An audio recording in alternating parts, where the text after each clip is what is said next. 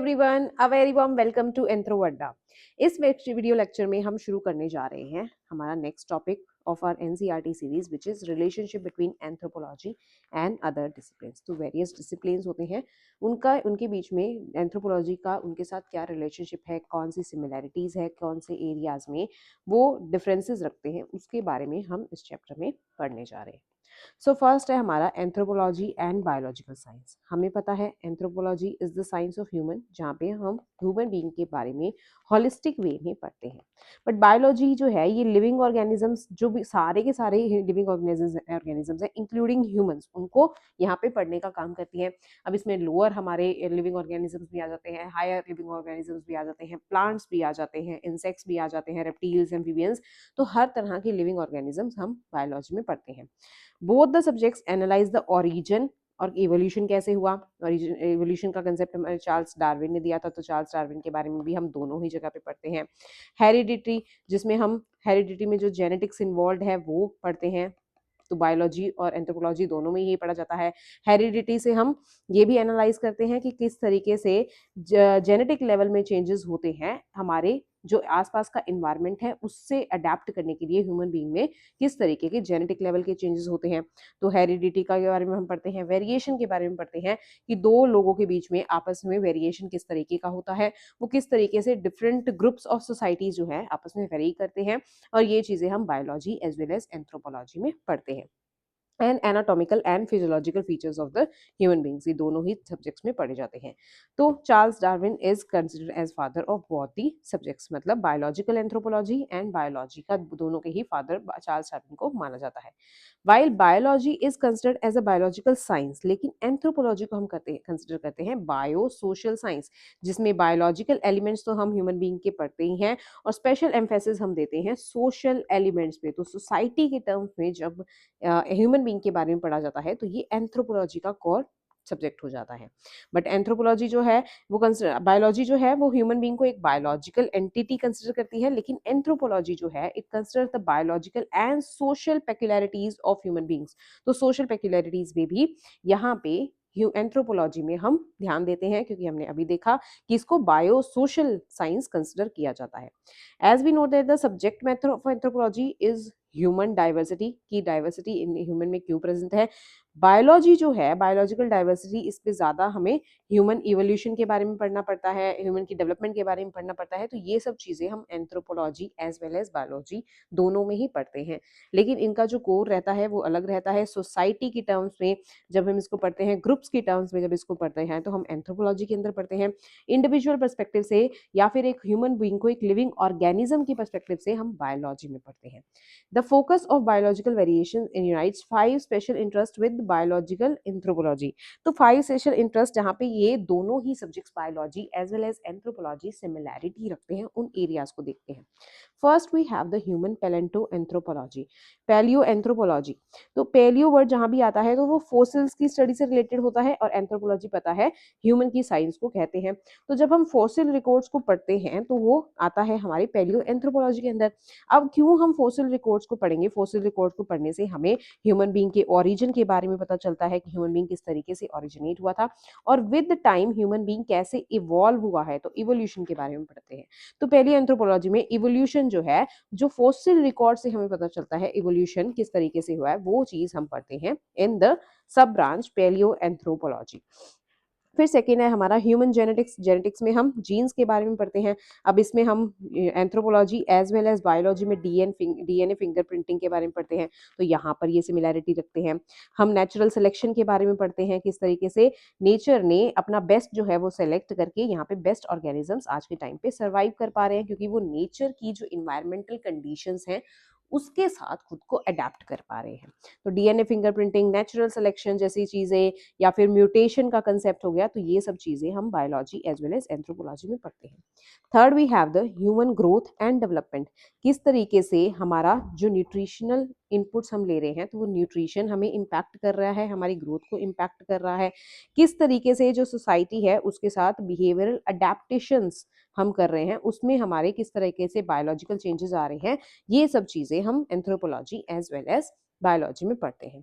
Fourth है human biological adaptability. Adaptability मतलब जैसे हम हिली एरियाज में कोई ह्यूमन बीइंग जाता है तो विद टाइम वो उन कंडीशंस के साथ या इन्वायरमेंटल कंडीशंस के साथ कैसे खुद को अडेप्ट कर लेता है, तो ये अडेप्टेबिलिटी है, ये हम biology as well as anthropology में पढ़ते हैं। नेक्स्ट है the human evolution behavioural and social life of monkeys, apes and other non human primates. Primatology हमने जब biological anthropology one of the branches of anthropology पढ़ा था तो उसमें हमने सब ब्रांच पढ़ी थी प्राइमेटोलॉजी।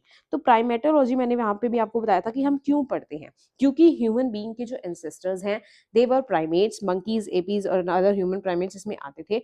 तो क्योंकि हमें ह्यूमन की इवोल्यूशन के बारे में, ह्यूमन के ओरिजिन के बारे में पढ़ना होता है इन एंथ्रोपोलॉजी, इसलिए हम प्राइमेट्स के बारे में या ह्यूमन से लिंक्ड जो ह्यूमन के एंसेस्टर्स हैं मंकीज, एपीज, इनके बारे में हम पढ़ते हैं। और यही सब चीजें क्योंकि बायोलॉजी में भी हम लिविंग ऑर्गेनिजम्स के बारे में पढ़ रहे होते हैं, इसलिए बायोलॉजी में भी हम monkeys, apes and other human primates के बारे में पढ़ते हैं। तो यहाँ पे ये कुछ एरियाज हैं जहाँ पे हमारी biology as well as anthropology similarity रखती है।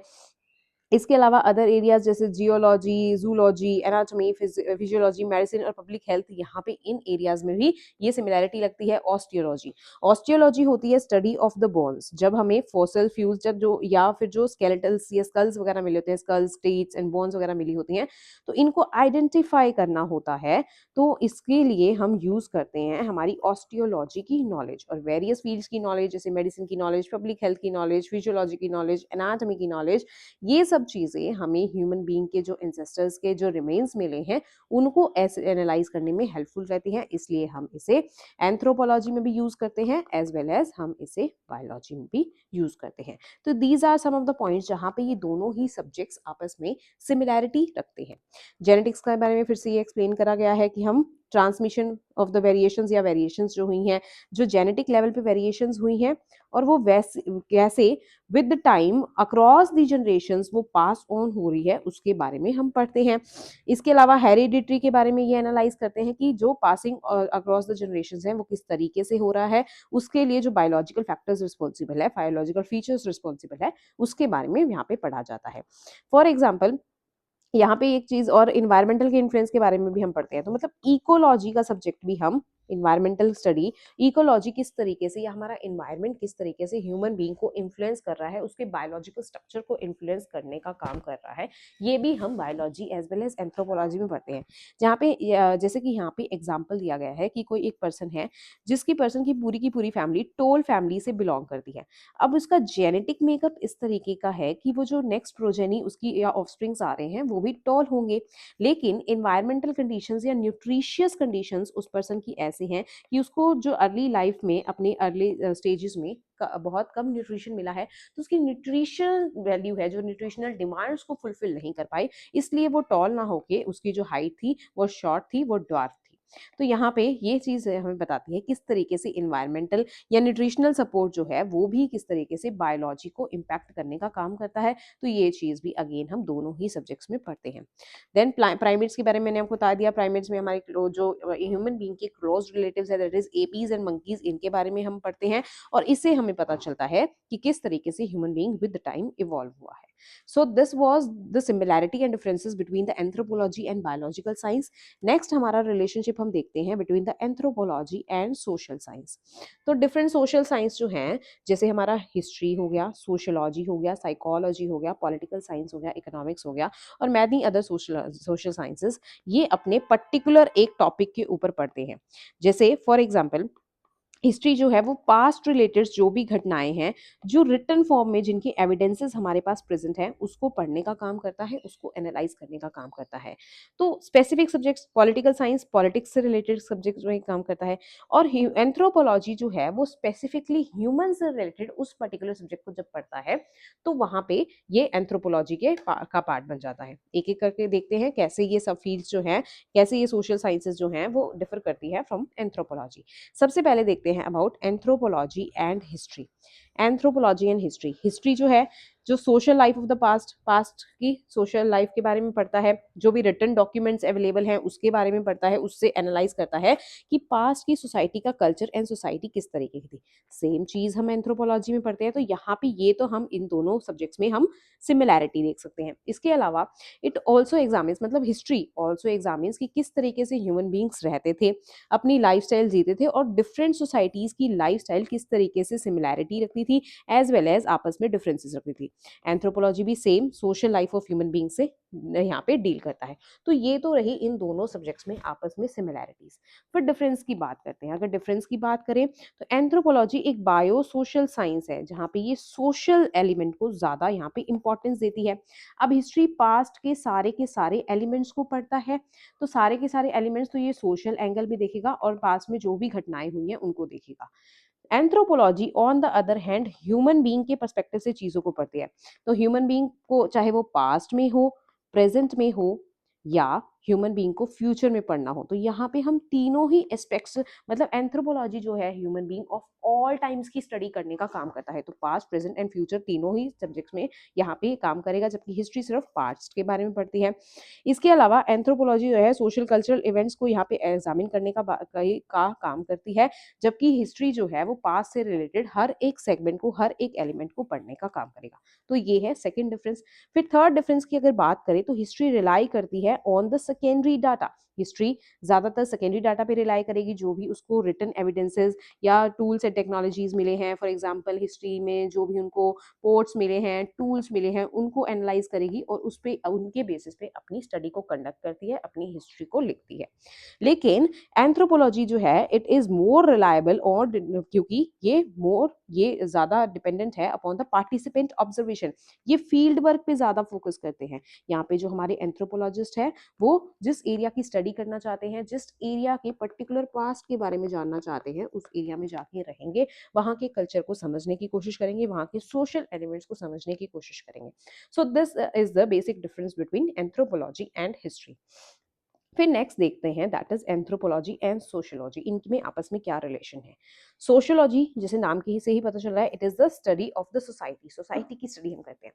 तो मोर और लेस एंथ्रोपोलॉजी और सोशियोलॉजी यहाँ पे बहुत ज्यादा सिमिलैरिटी रखते हैं, क्योंकि एंथ्रोपोलॉजी में भी हम बार बार इसी पार्ट में, इसी टॉपिक में मैं आपको कितनी बार कह चुकी हूँ that anthropology is more related to the society, society का एलिमेंट कैसा है, सोसाइटी का कल्चर कैसा है, और यही सब चीजें हम सोशियोलॉजी में पढ़ते हैं। तो इनमें सिमिलैरिटी बहुत ज़्यादा है, इनकी सिमिलैरिटी से रिलेटेड बहुत ज़्यादा यहाँ पे हमें कॉमन एंथ्रोपोलॉजिस्ट एंड सोशियोलॉजिस्ट मिल जाते हैं। जैसे एम एल दुर्खीम का कंट्रीब्यूशन हमें sociology as well as anthropology दोनों में ही मिल जाता है, क्योंकि ये सोसाइटी से रिलेटेड काम करते थे।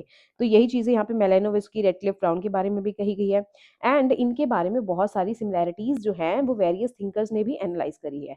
जैसे ए एल क्रेबर एक अमेरिकन एंथ्रोपोलॉजिस्ट है, इन्होंने कंसिडर करा है सोशियोलॉजी एज एंथ्रोपोलॉजी का ट्विन सिस्टर्स, की ये एक दूसरे की ट्विन सिस्टर्स ही हैं। तो ये बात आप लिख सकते हैं जब भी आपको एंथ्रोपोलॉजी और सोशल के बीच में रिलेशनशिप बताना हो, तो आप ए एल क्रेबर की इस बात को लिख सकते हैं that he is an American anthropologist who consider sociology and anthropology as twin sisters. तो इसको आप नोट डाउन कर सकते हैं इन योर नोट्स। और ग्रेट ब्रिटेन में सोशियोलॉजी को सोशल एंथ्रोपोलॉजी को कंसिडर किया जाता है as a branch of sociology एमली, मतलब इन दोनों सब्जेक्ट्स को डिफरेंट सब्जेक्ट्स ट्रीट ही नहीं किया जाता in the country of great Britain. लेकिन इनके बीच में भी आपस में कुछ डिफरेंसेस हैं। अब वो डिफरेंसेस देखते हैं। रिलेशंस में हम इनके बीच में सिमिलैरिटी तो बहुत ज़्यादा हम बता ही सकते हैं, फिर डिफरेंसेस की बात करते हैं। डिफरेंसेस की अगर बात करें तो एंथ्रोपोलॉजी जो है वो कल्चर को डायरेक्टली स्टडी करता है via the intensive field work. तो जब भी आपको किसी भी सब्जेक्ट के साथ इसको कंपेयर करना हो तो आप फील्ड वर्क वाला पॉइंट तो आप लिख ही दीजिएगा, क्योंकि एंथ्रोपोलॉजी में फील्ड वर्क बहुत ज़्यादा होता है, and that too for a long period of time. तो फील्ड वर्क यहाँ पे होता है। लेकिन सोशियोलॉजी सोसाइटी को स्टडी करता है थ्रू द सेकेंडरी सोर्सेज, जैसे हिस्ट्री भी सेकेंडरी सोर्सेज के थ्रू ही सोसाइटी को स्टडी करा था, इसी तरीके से सोशियोलॉजी भी सोसाइटी को सेकेंडरी सोर्सेज के थ्रू स्टडी करता है।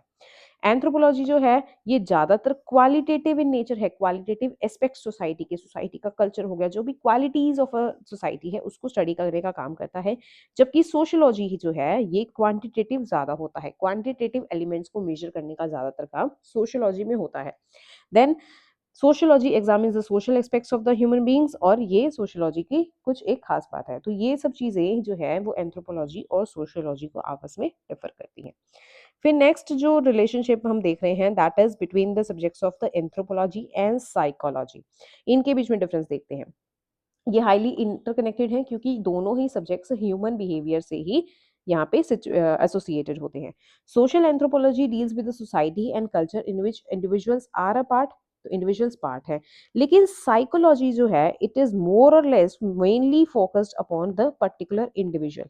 इंडिविजुअल का किस तरीके का बिहेवियर है, इंडिविजुअल की किस तरीके की यहाँ पे नीड्स है, इंडिविजुअल की किस तरीके की साइकोलॉजिकल या मेंटल नीड्स हैं, वो किस तरीके का मेंटल मेकअप है, वो सब चीज़ें यहाँ पे साइकोलॉजी पढ़ता है। जबकि एंथ्रोपोलॉजी सोसाइटी, ग्रुप या क्लैन, तो इन सब चीज़ों पे ज़्यादा फोकस होता है। तो ग्रुप्स में सोसाइटी उस पर्टिकुलर इंडिविजुअल को भी anthropology as a part of society consider करेगा, उसको अलग से एज अ इंडिविजुअल नहीं पढ़ेगा। तो ये डिफरेंस हम देख सकते हैं in between these two subjects anthropology and psychology. It examines the relationship between human culture and behaviour, ये एंथ्रोपोलॉजी है। साइकोलॉजी जो है वो इंडिविजुअल बिहेवियर पे ज़्यादा फोकस्ड होगा। सोशल फिजियोलॉजिस्ट, ये जो है sorry social psychologist study individual behaviour under social environment. इनकी अगर मेन ब्रांचेस की बात करें तो social psychology, socio cultural anthropology, so these are the sub branches of the anthropology जहाँ पे हम साइकोलॉजिकल एलिमेंट्स को पढ़ते हैं। साइकोलॉजी जो है वो इंडिविजुअल बिहेवियर से कंसर्न है, जो बार बार ही मैं आपको बता रही हूँ, जबकि एंथ्रोपोलॉजी जो है ये ग्रुप बिहेवियर पे कंसर्न है। ये it also analyse inter relationship among the members of a society. तो एंथ्रोपोलॉजी में हम इंटर रिलेशनशिप भी देखते हैं between the members of society. When psychologists give importance to clinical experiments, psychology में हम क्लिनिकल एक्सपेरिमेंट्स पे ध्यान देते हैं, जबकि एंथ्रोपोलॉजी में अगेन फील्ड वर्क का पॉइंट आप लिख सकते हैं कि फील्ड वर्क पे एंथ्रोपोलॉजी ज्यादा फोकस्ड होती है।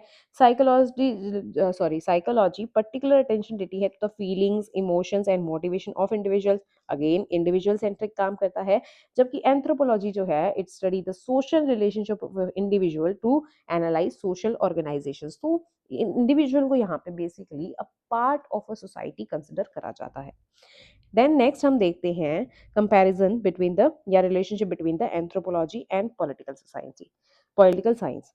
तो यहाँ पे ये दोनों ही सब्जेक्ट्स जो हैं ये एग्जामिन करते हैं social life of the human beings और political life of the human being की, कैसे वो पॉलिटिकल लाइफ जो है एक ह्यूमन बींग की चलती है। बट अगर इन दोनों ही सब्जेक्ट्स में डिफरेंसेस की बात करें तो पॉलिटिकल साइंस में हम एक इंस्टीट्यूशनल स्टेट की बात करते हैं जहाँ पे प्रॉपर इंस्टीट्यूशन सेटअप है। जैसे अगर इंडिया की पॉलिटिकल स्ट्रक्चर की बात करें तो हमारा पार्लियामेंट्री फॉर्म ऑफ गवर्नमेंट है। अब अगर पार्ट्स ऑफ गवर्नमेंट की बात करें तो we have the legislature, we have the executive and we have the judiciary. तो ये जो चीजें हैं कि हमारा पॉलिटिकल मेकअप कैसा है, हमारा पॉलिटिकल सेटअप कैसा है, ये सब चीजें हम पॉलिटिकल साइंस में पढ़ते हैं। वहीं अगर बात करें एंथ्रोपोलॉजी की तो एंथ्रोपोलॉजी स्टेट वाली सोसाइटी को तो पढ़ेगा ही पढ़ेगा, स्टेट लेस सोसाइटी को भी पढ़ता है कि जहाँ पे ऐसी प्रीवियस सॉरी जो हमारी प्राइमरी सोसाइटीज थी जहाँ पे स्टेट्स ऑर्गेनाइजेशंस की फॉर्म में या इंस्टीट्यूशंस की फॉर्म में प्रेजेंट नहीं भी थी, वो स्टेटलेस सोसाइटी थी, तो उस सोसाइटी को भी पढ़ता है। एज वेल एज किस तरीके से हमारी जो सोसाइटीज हैं वो स्टेटलेस टू स्टेट सोसाइटीज में मॉडिफाई हुए हैं, इवॉल्व हुए हैं, तो इस इवोल्यूशन को भी एंथ्रोपोलॉजी पढ़ता है। तो यहाँ पे ये total science, total social science है हमारी एंथ्रोपोलॉजी, जो हर टाइप की सोसाइटी को पढ़ता है, हर टाइम पीरियड के अक्रॉस पढ़ता है, चाहे वो पास्ट में पढ़ना हो, प्रेजेंट में पढ़ना हो या फ्यूचर में पढ़ना हो। So this is the basic difference between the anthropology and political science. Next हमारा रिलेशनशिप हम देखते हैं between anthropology and economics. Anthropology की बात करें तो एंथ्रोपोलॉजी इकोनॉमिक परस्पेक्टिव से यहाँ पे पढ़ता है ह्यूमन बीइंग को भी। तो अगर इनकी सिमिलैरिटी की बात करें तो दोनों ही इकोनॉमिक एंगल से सोसाइटी को पढ़ने का काम करते हैं। मॉडर्न सोसाइटी किस तरीके से चल रही है, मॉडर्न सोसाइटी में क्या क्या इकोनॉमिक फैक्टर्स जो हैं वो मॉडर्न सोसाइटी को इन्फ्लुएंस करते हैं, ये दोनों ही चीज़ें हम जो है इन दोनों ही सब्जेक्ट्स में पढ़ते हैं, anthropology as well as economics में। अगर इन दोनों सब्जेक्ट्स में बेसिक डिफरेंस की बात करें तो इकोनॉमिक्स में हम बेसिकली मॉडर्न सोसाइटी में किस तरीके की इकोनॉमिक्स हैं उसके बारे में पढ़ते हैं। जबकि अगर एंथ्रोपोलॉजी की बात करें, अगेन वो किस तरीके से economy of the previous people या फिर प्रिमिटिव पीपल की किस तरीके की इकोनॉमी चलती थी उसको पढ़ते थे। जैसे बार्टर सिस्टम से हम आज के टाइम पे कैशलेस ट्रांजेक्शंस, यूपीआई जैसे ट्रांजेक्शन या डिजिटल पेमेंट की तरफ शिफ्ट हो चुके हैं। So this is a economic move. लेकिन प्रिमिटिव सोसाइटी में हम बार्टर सिस्टम पे रिलाई करते थे। तो एंथ्रोपोलॉजी में हम ये प्रिमिटिव सोसाइटी का मोड ऑफ इकोनॉमिक ट्रांजैक्शंस या इकोनॉमिक एक्टिविटी का किस तरीके का मोड था उसके बारे में पढ़ते हैं। एंड आर इकोनॉमिक एक्टिविटीज किस तरीके से ये जो है इवॉल्व हुई हैं उसके बारे में पढ़ते हैं इन एंथ्रोपोलॉजी। जबकि economics is only related to a modern economy. Modern economy किन क्राइटेरियाज पे बेस्ड है, ये किस तरीके से चलती है, कौन कौन से फैक्टर्स इसको इन्फ्लुएंस करते हैं, तो ये मॉडर्न इकोनॉमी से रिलेटेड सारी चीजें हम इकोनॉमिक्स में पढ़ते हैं। जबकि एंथ्रोपोलॉजी में we study about the past economy, primitive economy as well as the modern economy and our evolution from this primitive economy to the modern economy. हर एक चीज हम एंथ्रोपोलॉजी में पढ़ते हैं। So this was the basic topic जहाँ से ये जो टॉपिक है डायरेक्टली हमारे एंथ्रोपोलॉजी के सिलेबस में मेंशन्ड है। और ये हम एनसीईआरटीज की सीरीज कर रहे हैं तो बहुत ज़्यादा डीप डेप्थ में मैंने आपको ये नहीं कराया जितना हमारी एनसीईआरटी में मेंशन था। For the sake of clarity हमने इसको बस अभी एक बार पढ़ा है ताकि आपको ऊपर ऊपर से आइडिया हो कि क्या इस टॉपिक में हमें एक्चुअल में पढ़ना होता है। इसको हम हमारी इस सीरीज को कंप्लीट होने के बाद डिटेल में भी इन टॉपिक्स को हमारे चैनल पे डिस्कस करेंगे। इसीलिए हमारे चैनल को सब्सक्राइब कर लीजिए। Thank you so much. Have a nice day.